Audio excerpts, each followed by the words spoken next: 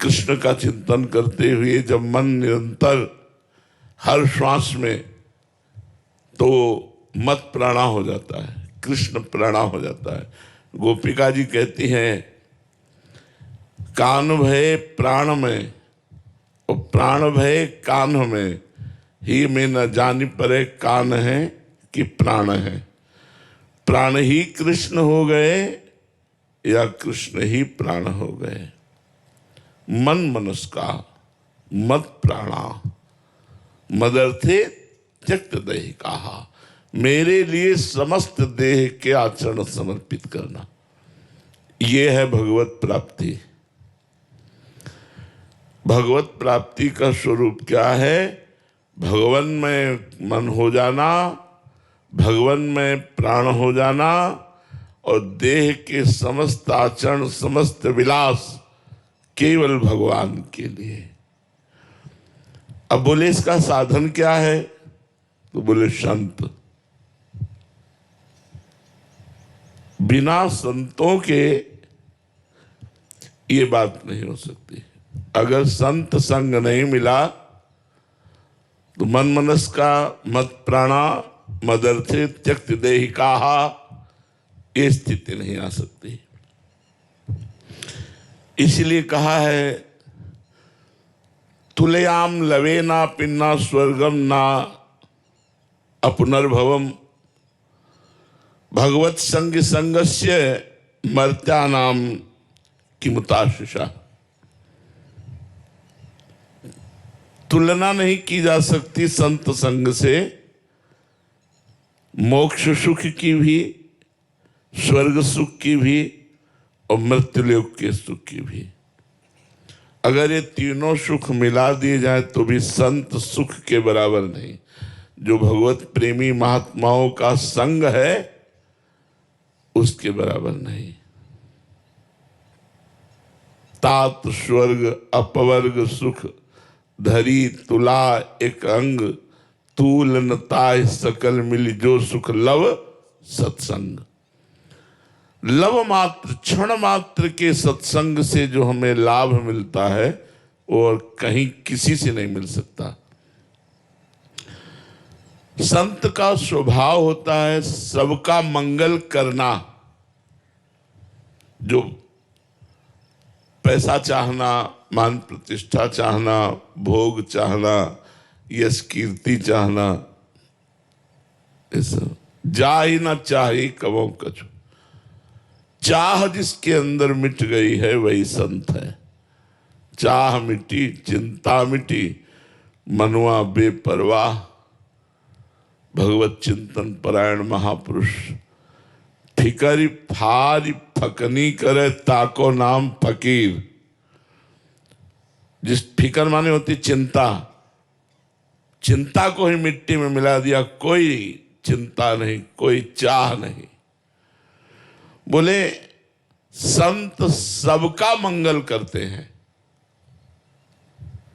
अगर वो गुस्सा हो जाए, साप दे दे तो भी तुम्हारा मंगल होगा, मंगल नहीं हो सकता। जैसे देवर्षि नारद जी गुस्सा हो गए नलकूबर मणिग्रीव के ऊपर, नंगे नहा रहे थे गंगा जी में, शराब भी पिए थे और अप्सराओं के साथ केली कर रहे थे। देवर्षि नारद जी ने देखा देवताओं में सर्वश्रेष्ठ कुबेर के पुत्र होकर मदिरा पान करके भगवती गंगा में ऐसे निर्वस्त्र स्नान करना, इनको दंड की जरूरत है। बहुत बड़े हैं, इनको कोई दंड दे नहीं सकता। कुबेर के पुत्र है, त्रिभुवन का खजाना कुबेर के पास है, धनाध्यक्ष कुबेर।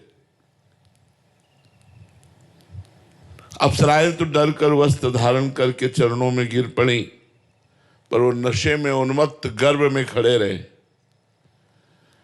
प्रणाम कर लेते तुरंत तो शायद बच जाते।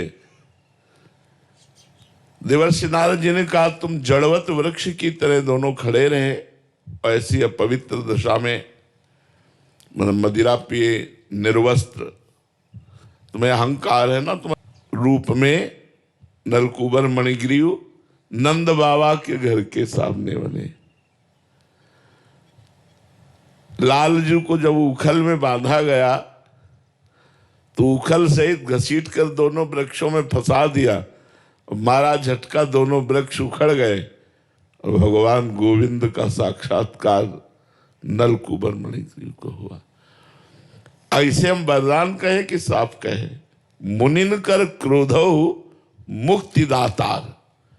अगर कोई साधु महात्मा गुस्सा हो करके कुछ कह भी दे तो परिणाम उसका मंगल होगा, क्रिया मंगल होगी।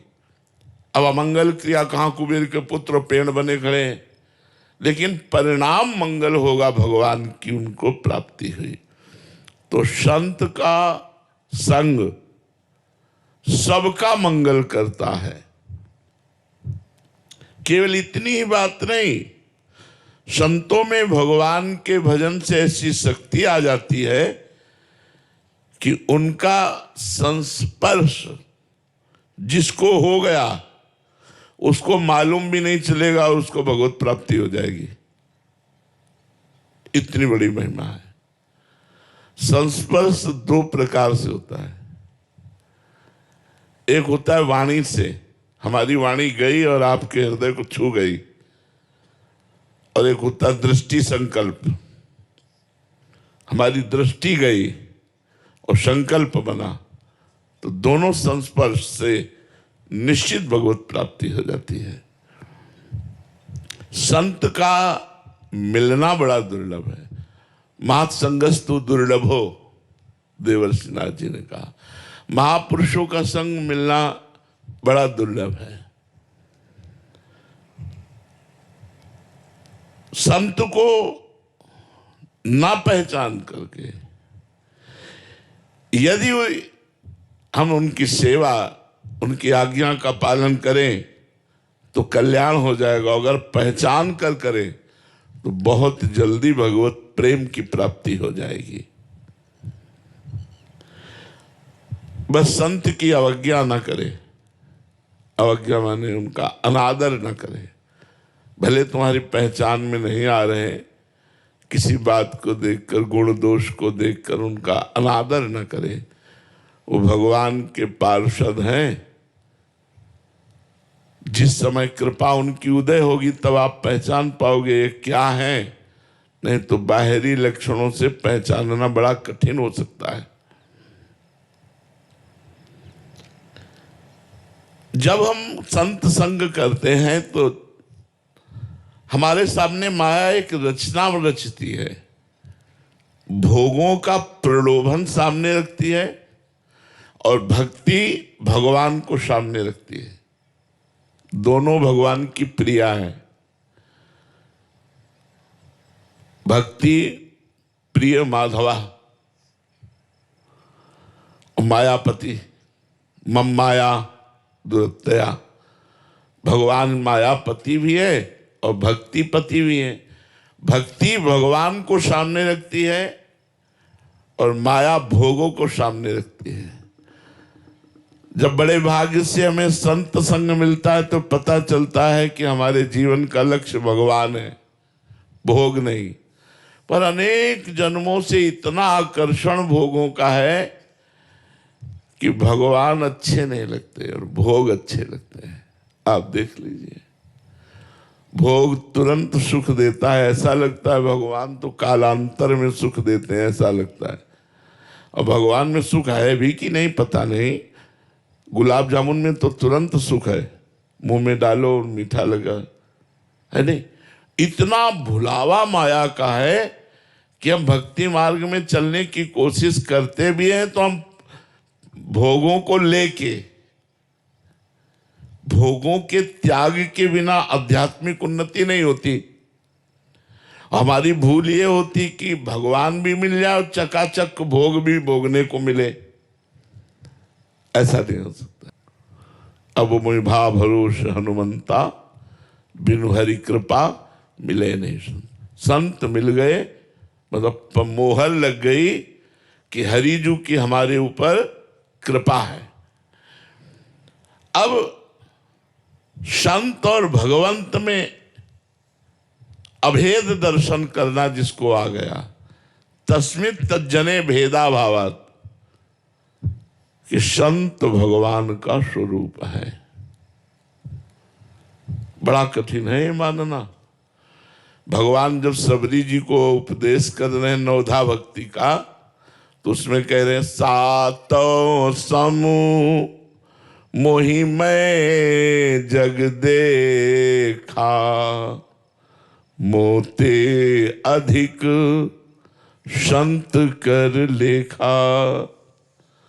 सातवीं भक्ति है कि सब में समान भाव से भगवान को देखे, लेकिन भगवान कह रहे मेरे से भी अधिक बढ़कर के जो संतों को देखे वो सातवीं भक्ति को प्राप्त होता है।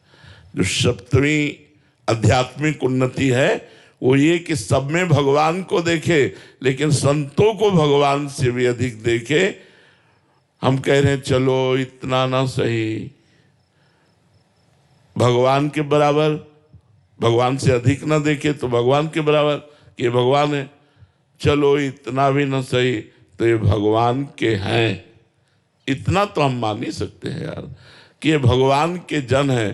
तो जैसे हम भगवान की हर वस्तु का आदर करते हैं, प्रसाद है, प्रसादी वस्त्र है, फूल है, माला है, तुलसी है, चरणामृत है, आदर भगवान का, ऐसे हम संत का यदि आदर करें, उनका अनादर ना करें तो हमारा लोक परलोक दोनों बन जाए, दोनों